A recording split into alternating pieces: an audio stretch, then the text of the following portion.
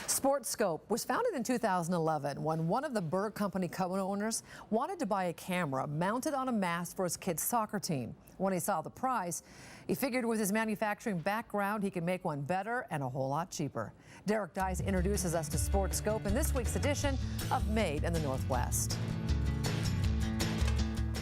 Sometimes companies are started simply because someone knows they can do it better. And that's the case with SportScope. A few years ago, 30-foot end zone cameras like this one were selling for $8,000. SportScope sells theirs for $4,500 and provides everything else a coach could need, unlike some of its competitors. You would order a system and you wouldn't have your batteries. You'd have to go out and buy those, or you wouldn't have rain gear.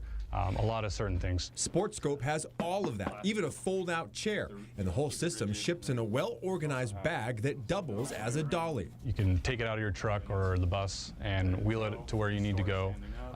It can store laying down or standing up. Everything's protected in there. And it's easy enough for almost anyone to put together. Put the tower in the base, open the legs, level it, put all your stuff on top, get everything here, one cable, and that's it. Maybe the best thing about the SportScope is its easy ability to use. Using the joystick, you can easily pan left to right, and you can also zoom in and out on the camera from ground level. And not only is it easy to operate, the 7-inch HD monitor gives a clear view of what you're shooting. Right now, about 90% of the company's product is sold to high school football coaches who use the SportScope as a coaching tool. There's this whole another angle for mainly football from the end zone view that the offensive and defensive line coaches really like. But it's not just football coaches who find it useful. SportScope is also popular among soccer clubs. Getting up above the play, you can see passing lanes, you can see positioning of players, and that's where the real value comes in for the coaches. SportScope also has 11 and 16-foot coaches poles, which are cheaper, manually operated versions of the end zone cameras.